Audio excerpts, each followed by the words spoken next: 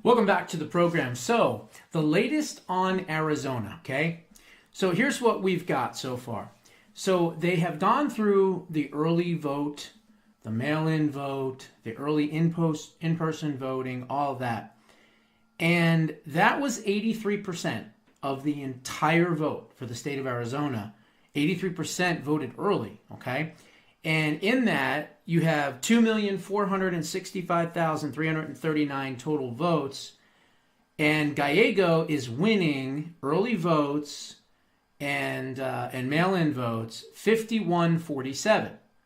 So not too bad. 47% for Kari Lake to 51%. So it's not like it was a blowout like it normally is where they're down 25, 30 points. So we've done a pretty good job in early voting, not just in Arizona, but everywhere. And so what does that mean? Well, that means that the majority of the votes that they are counting and why he has this big lead is because they have gone through the first 83%, basically, okay? However, on election day, that is where Kari Lake is winning and winning pretty big, okay? Kari Lake is winning 55% to 42% on the 508,897 election day votes, okay? And that is 17% of the total vote. So what does this mean, really?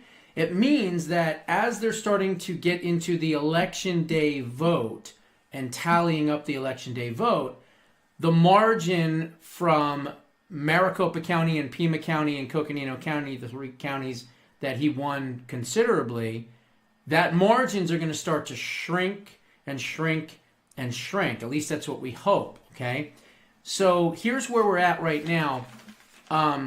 There's about 625,000 votes left, and she's still down by about 44,000. So the last drop from Maricopa and Pima County favored Gallego, okay? So, like I said, it's going to be razor thin. It's probably going to be an automatic recount. But I was looking at all the numbers, and Maricopa County has 89% of the vote in, so there's not a ton of vote left. Pima County has, I think, about 80% of the vote that has already been counted, so there's definitely 20% or so that's out. And that's the issue. Pima County, that's Tucson. It's very, very liberal. That's where he's winning, 60-30 pretty much. But on the flip side of that, all the rest of their counties that he was winning in are already closed out. They're at 95, 97, 98%. However, I did look through the numbers and I found out that 3 counties right now are where she can make up the difference and surpass him, possibly. Okay, Cochise County is like Tombstone, Arizona. That's kind of southern near the border. Douglas, Arizona, it's more certainly red and conservative, even though it's so close to the border. Cochise County has 124,000 population. She is winning 62% to 36%. But the best news is only 47% of the vote is actually reported. And if she's winning this county 62 to 36 and only 47% is reporting, then she could make up considerable ground in this county alone, which would be great. Now, the only other thing is there's only 124,000 people in the county, so it's not a huge county. So there's not a lot to make up, but she could make up a considerable amount. Yuma County, which is Yuma, Arizona, which is on the corner of Arizona, California, believe it or not, that's a pretty conservative county as well. And she's winning Yuma County 58% to 39%, so a pretty big jump. That county is a little bit bigger. It's 213,000 population, and only 54% of the vote has been reported so far in that county. And if she's winning 58 to 39, there's definitely some votes there to make up as well. And then I would say Yavapai County, which has about 79% of the vote in, and she's winning Yavapai County. Yavapai County is kind of like Prescott Valley, Sedona, Clarkdale, Jerome, Oak Creek Canyon, if anybody knows any of those places. That's where Yavapai County is. And Yavapai County is 63% to 34%. And that population of that county is 249,000 people. So if you take the three counties where there's still a considerable amount of red vote left, you add all that up, you're talking about 586,000 population, okay, in those three counties. So the question now remains, can she pull this off? Well, I don't know for sure. What I do know is that the RNC is in the counting rooms. Harmeet Dillon is in the counting rooms with the litigators, watching everything. There's a big difference between what happened in 2020 and what happens here in 2024. Am I nervous? Because yes, there's been reports that Stephen Richer and some others have been changing and switching votes. I know that Laura Trump is aware of that, and either they're going to file a lawsuit tonight or tomorrow on that, because there's definitely some shenanigans going on. Because it doesn't make sense for someone to vote for President Trump and go, I think I'll vote for the commie Gallego instead of Kari Lake, right? There's too much of that going on, which means what? It means that they're doing something behind the scenes, and we've got to make sure that we stop them. But like I said, even if this is close, razor close, as long as she can get into a 0.5, half a percentage point or lower mechanism, it'll automatically trigger an automatic recount. If somehow she surpasses him, as long as he is outside that 0.5, it won't be an automatic recount. Let's just say, for argument's sake, she surpasses him by, I don't know, 1.25%, right? 1.5%. Well, now anything over a quarter of a percentage point, the campaign has to request a recount, and they would have to pay for it. So like I said in yesterday's show, there's no way that this is not headed for a recount. So in reality, I mean, I think it's possible we could be looking at closer to Thanksgiving, honestly, before we would actually have an answer here in Arizona, which is pathetic when the rest of the country can do shit on time in a day or two, but yet we have all this bullshit here in Arizona. We've got to clean this up here in Arizona. So I hope whoever the Attorney General is for President Trump, they appoint somebody into Arizona and they go through and they look at the 2020 vote, they look at the 2024 vote, and they look at the 2022 midterm vote. I want them to look at it all. I want them to investigate everything. And if they find fraud, these people need to not only be removed from their positions, but they also need to be prosecuted. So we'll see what actually transpires here. Okay, it's going to be either way. Either way, I think, is what it could be. So anyway, so there's been some talk that Nikki Nutbag Haley and maybe even Mike, former CIA director, Pompeo, another scumbag rhino, the two of them, were gunning for positions in the new administration. However, President Trump has said, nah, that's not happening. This is what he wrote on Truth Social.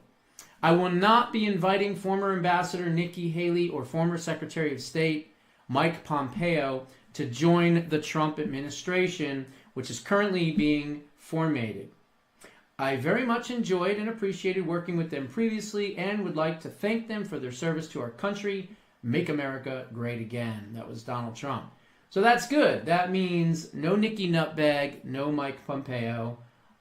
There's some other rhinos out there that we have to make sure do not get in any of these other positions of power. But that one was actually pretty good. I was kind of glad to see that he was going to be turning them down, which is exactly what he needed to do. Now, the other thing I was going to play for you was Bill Maher, believe it or not. A lot of these older liberals, these more traditional liberals, I guess you could say, that are not woke and hate the woke stuff, they're coming out pretty strong and they're telling the truth. I showed you one yesterday with Julie Roginski. Well, here's another one with Bill Maher, and here's what he has to say, and it's pretty interesting. I saw Kamala was on Saturday Night Live, as the losing candidate often is. It worked so well for Hillary. Let's run that back. And it just made me think, I'm sure every single member of the Saturday Night Live cast was a Harris supporter. But what if one of them wasn't? What if one of those cast members was for Trump? Would they have felt comfortable saying so? I really don't think so. They would have had to keep it to themselves. That's not a good place for us to be. I remember when, and that happens even more on the left. And I remember when Elon Musk hosted, and this is well before he was a Trumper. This is 3 or 4 years. He was just the richest man in the world. And a number of the cast members on Saturday Night Live, like, they didn't want to deal with him. They didn't exactly boycott, but they made it plain. And I was thinking, really? You have Elon Musk on your show for a week. You could talk to one of the most interesting, brilliant people the world has ever produced, even about this issue that bothers you so much, that he's so rich and lots of people aren't. But no, you don't want to even deal with him. That's what I hate about the left. You're brats. You're brats and you're snobs, and people don't like that. You're brats and you're snobs, and people don't like that. He said, that's what I hate about the left. And, you know, God bless him for saying it, because it needs to be said. Now, are these people going to continue their bratty behavior and freak out sessions on TikTok? Yeah, probably. But I think some of them are going to wake up. I truly, truly do. I've already said that. And I would say probably 20 to 25% of these people right now that are putting videos out on TikTok and X and elsewhere that are cutting their hair off and, you know, abstaining from sex with their cuck, you know, skinny jean boyfriends or whatever the hell it is that they think that they have power doing. I think a good 20 to 25% of them are going to start doing videos before the midterm that says, I was one of those people that was freaking out when President Trump won and I thought my life was over.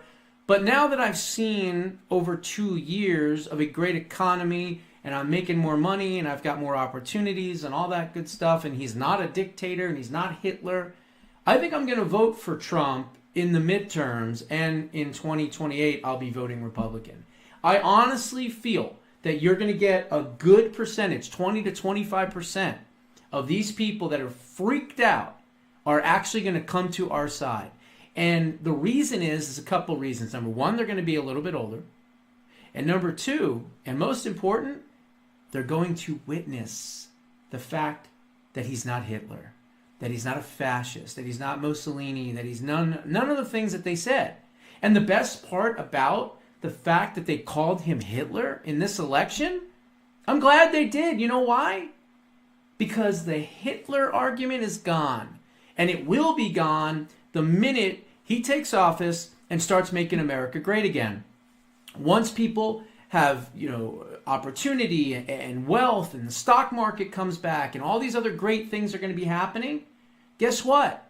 They're going to realize, they lied to me, they gaslighted me, they told me this was going to be Hitler, but really I'm actually doing better than I was in 2016 even, in the second Trump term. Should have been the third, but in the second Trump term.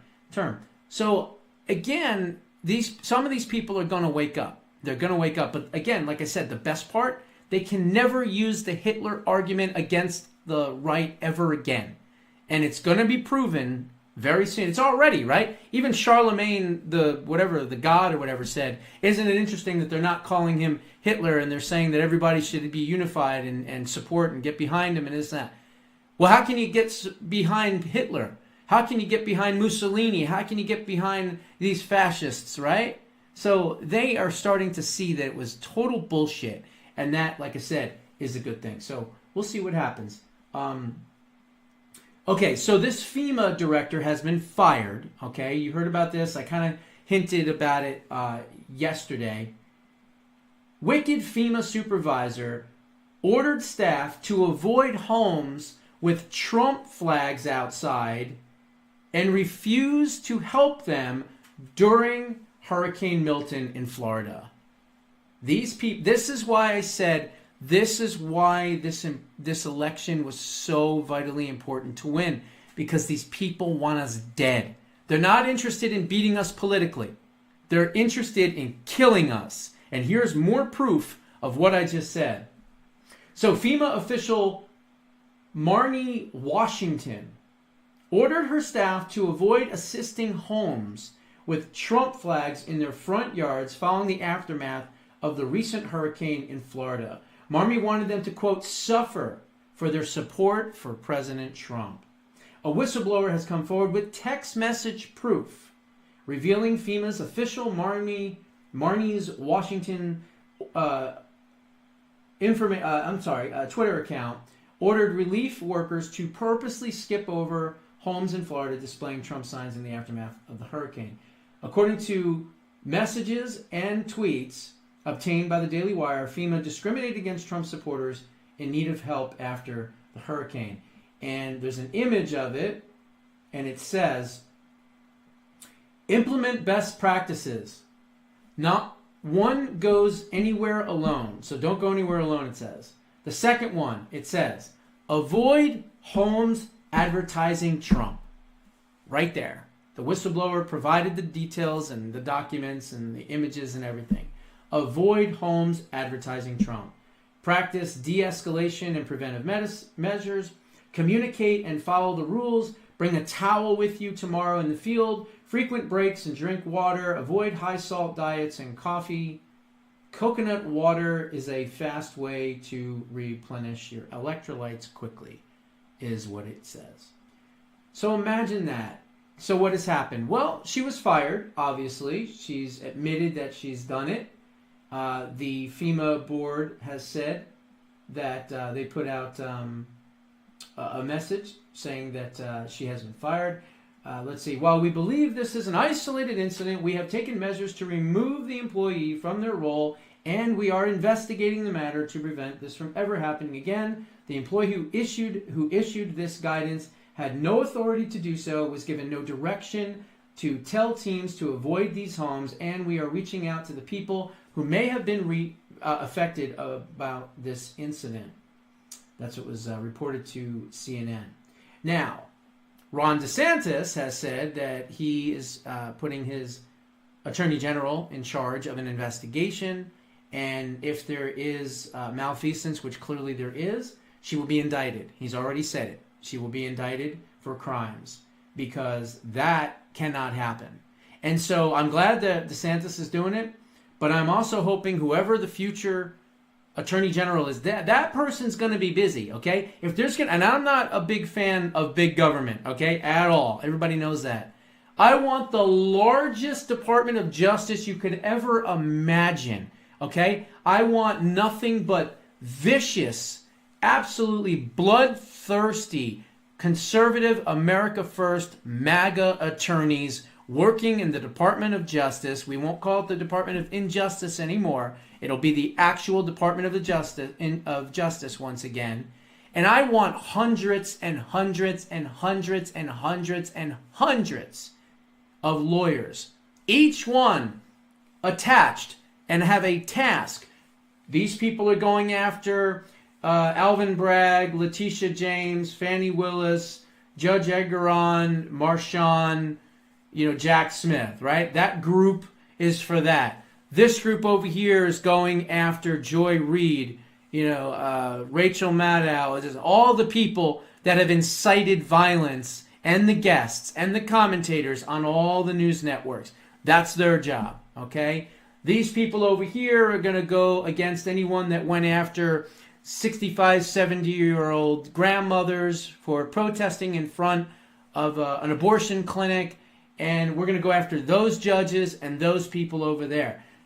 These people over here are going to go after every judge, every prosecutor, every single person involved in January 6th, the committee, the entire Reichstag committee, Liz Cheney, all of them. So that's what we need. We need to have compartmentalized ability to go after simultaneously with huge legal teams all of these bad actors. Okay? The 51 intel agencies will be dealt with by another group of lawyers. That's what needs to happen. Those are some of the suggestions that I'll be telling the Trump campaign and transition team as they move forward. So anyway, wanted to cover that. And then what was the other thing? The Dem strategist James Carville agrees with me, okay? I feel like after they had the debate with President Trump and Heels Up Headboard Harris, you remember the video I did? I said she was able to talk and she was able to kind of put together some coherent sentences. Perhaps it was due to her earpiece and her earrings. Who knows? But regardless, at that point, I think the American people were saying, well, maybe we could change course and go with Harris, right? And so then she had this high where Trump was, much lower and she was leading. And I agree that she was actually leading for about 2 to 3 weeks. And then what happened is they tried to hide her. And they hit her and they hit her and hit her. And then so finally people were like, hey, you can't do what you did with Joe Biden. She's got to come out and she's got to talk. And then she opened up her mouth and she did horrific interview after horrific interview after horrific interview, with the culmination of course, Fox News and Bret Baier, which was a disaster. And it all ended for her in the eyes of the American people when Sonny Hostin said, what would you do different? And she said, I can't think of anything I would do different. And not only did she bury herself with that, but then she even adds, I was in on every single decision that Biden made, meaning she tied herself to Biden like, I don't know, like a glue stick, basically. Okay? There was no separation at that point. And so when the American people heard that, thanks to X, the great equalizer and narrative buster in the middle, they said, well, okay, if that's what you think, we were going to give you a shot. We were going to think that just maybe you would deviate from Joe Biden. Maybe you'd have a couple of ideas that were a little bit different, but apparently you're not. So what happened at that point is that's when the voters in America said, you know what? I'm not going to flirt with something I don't know. I'm going to go back to the guy who made my life better. And from that point, whenever that was, that's when the right-leaning shift of all the polls started, and it just came right through. And that's when you saw video after video after video. He's up in every single swing state and all that, okay? Because if she didn't say that, it could have been a closer election. But even, like I said, well, here was the comment right here. Well, if anything, would you have done something differently than President Biden during the past 4 years? There is not a thing that comes to mind in terms of, and I've been a part of most of the decisions that have had impact. There it is. Nothing comes to mind, and I'm tying myself to Biden at the hip. And that was it. That killed it for her right then and there, okay? And then even Carville, who's a savvy political operative, okay? He's not a dumb guy. He's an intelligent guy. He's also a Trump hater and a leftist and a scumbag.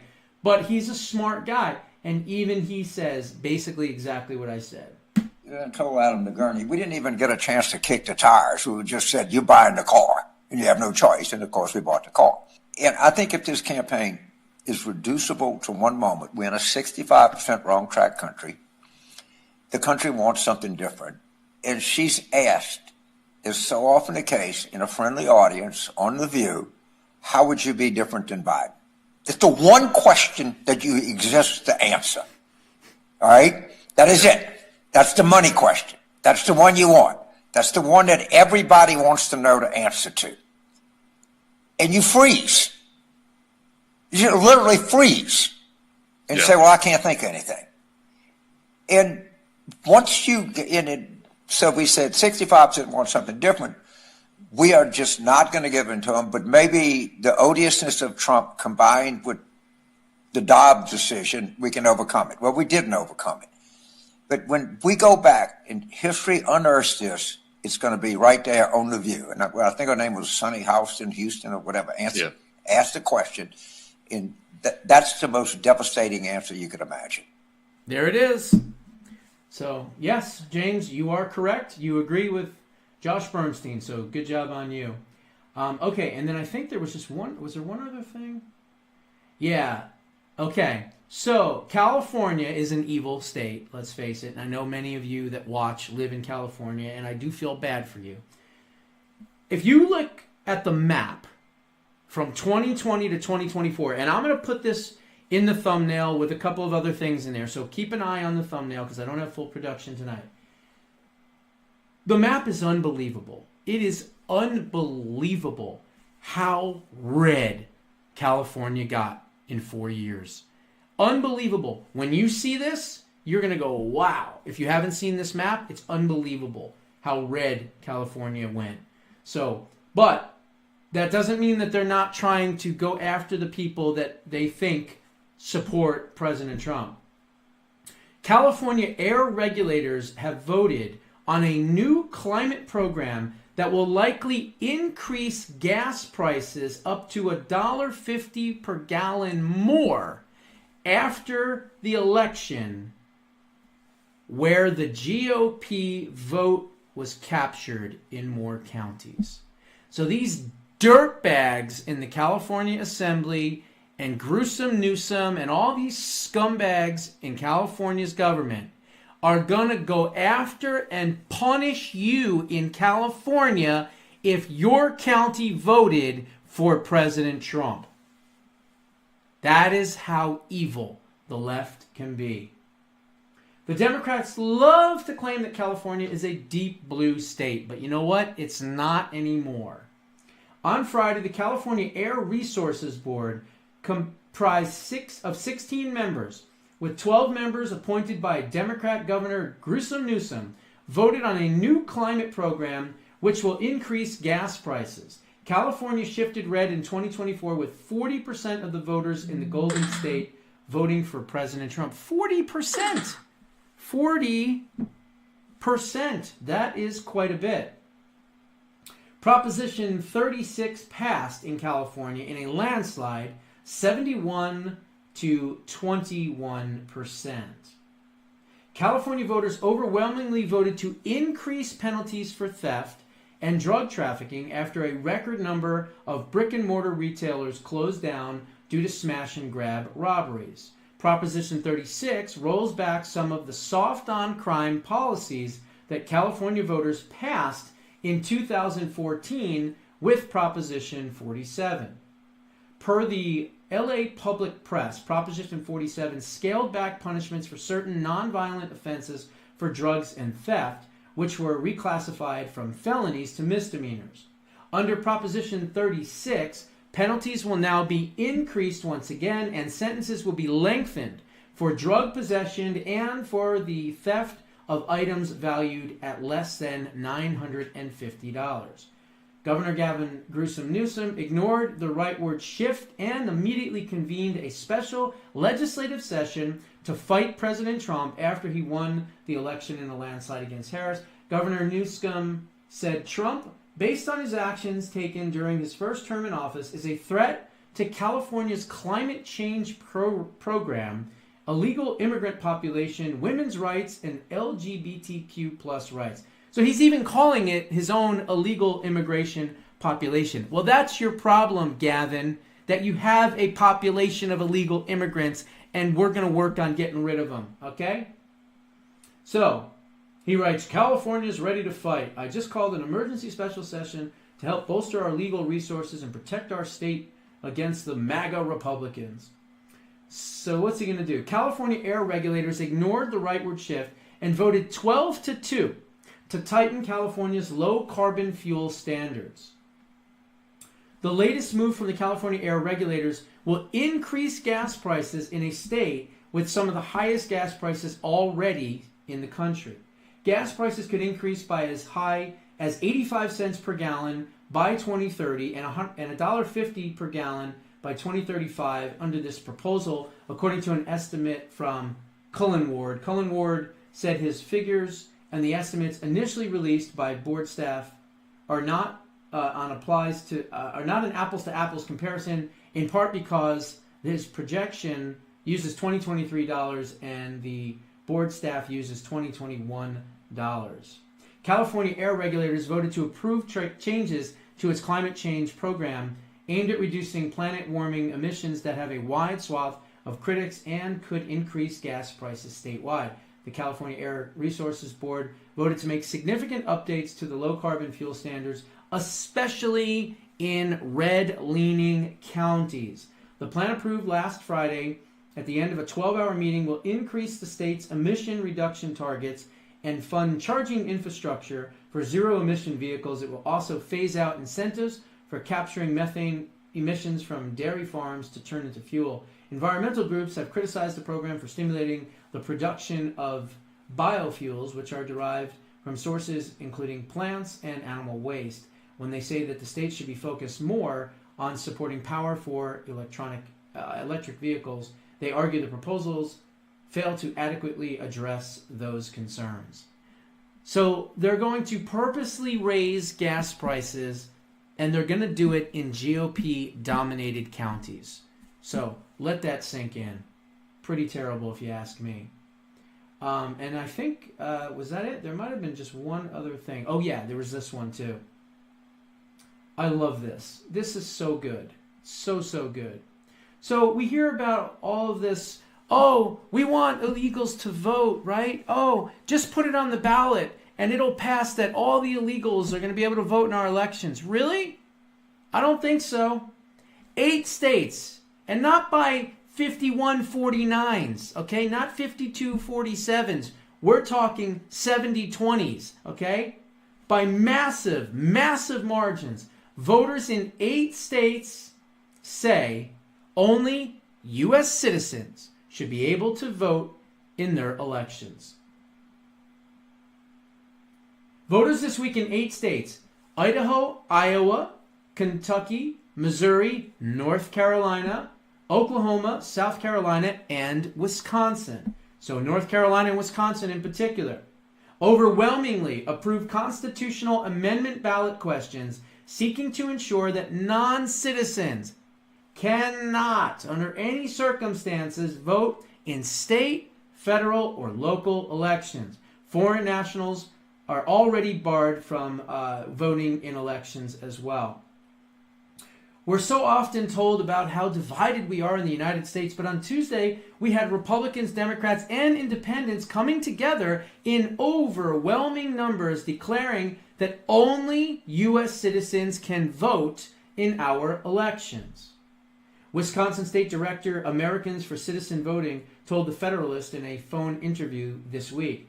The Badger State Citizens Only Voting Amendment, COVA, was endorsed by more than 70%, like I said, 70% of voters in Tuesday's election, according to unofficial tallies.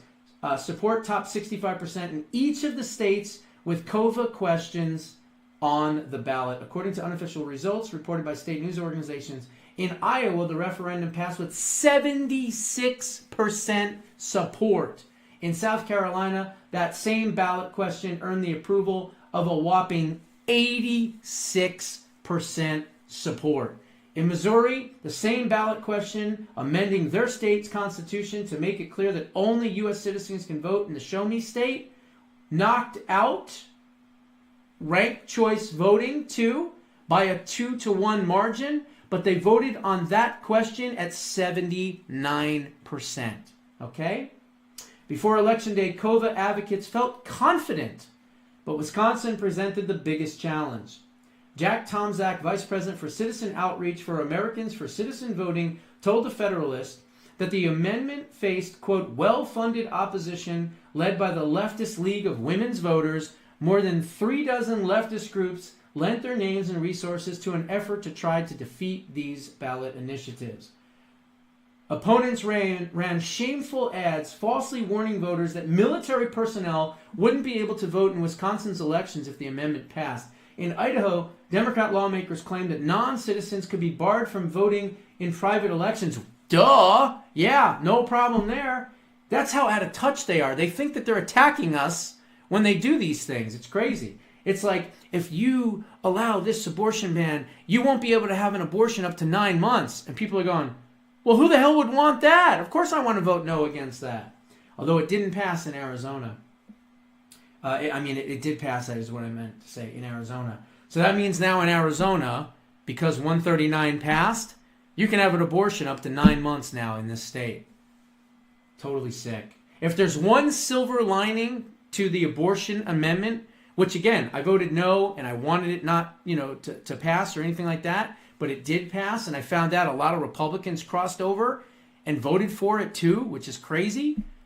We didn't do a good job defining 139 here in Arizona, clearly. But if there is a silver lining, at least we can say that that issue in particular is no longer an issue for the ballot to draw big amounts of Democrats out to vote in future elections. So again, that's the only silver lining that I can see from it. And we already did the legalization of weed and stuff like that. So you got legalization of weed and you got your abortion thing. So you can smoke all you want and kill your babies, but at least you won't be able to use both of those in future elections, which is going to help Republicans tremendously, because a lot of Democrats came out for the abortion thing. Let's see. In Idaho, Democrat lawmakers claimed that non-citizens could be barred from voting in private elections. I already said that, including homeowners associations and parent-teachers associations. They shouldn't be voting in those. The amendment ballot questions had nothing to do with such races, just as they don't involve federal election law. It passed close to 90% there. So, again, really, really good news that the country is moving towards the right. So, keep your chin up, keep fighting. We've got a whole bunch of fights ahead of us, but these are good fights, like I said last night. These are not, we're in the minority and we're losing our country and there's going to be, a revolution if we don't get things. No, we're past that. We're past that. We are now in the majority. And now that we are in the majority, we have a completely different outlook for the next 4 years. That's number one. And number two, this is where the fun battles begin. This is where we contact and we email and we, hit them up on X or whatever we have to do. We bombard them to do pressure campaigns to make sure that someone like John Thune is not going to be the Senate Majority Leader, or John Cornyn or John Barrasso, the three Johns that need to be flushed. Okay? Rick Scott has come forward and said he wants to be the Senate Majority Leader. Is he my first choice? No, he's not. But is he better than those three? Hell yeah, absolutely he is. He's not perfect. I'd rather see a Josh Hawley or a Ted Cruz, personally myself, as a Senate Majority Leader. But if Rick Scott wants to do it, we need to get behind Rick Scott. So those are the types of battles that we're going to be doing. Or if he decides to, possibly nominate this person for a position. Like, for instance, Mike Rogers, who just lost in Michigan for the Senate. I would love to see him get defeated at the Department of Defense. Trump has floated his name. He didn't say that he was going to do it, but there's been talk that he could be the defense secretary, Mike Rogers. I don't want that. If you remember, they almost went to fisticuffs. He had to be held back from punching Matt Gaetz during the McCarthy escapade in the House of Representatives. So no, I don't want Mike Rogers, who just lost in Michigan, to be in this cabinet. Those are the types of battles that we are going to fight, and we will win. Those are my thoughts. What are yours? Put them down in the comments below. We'll see you in the next one.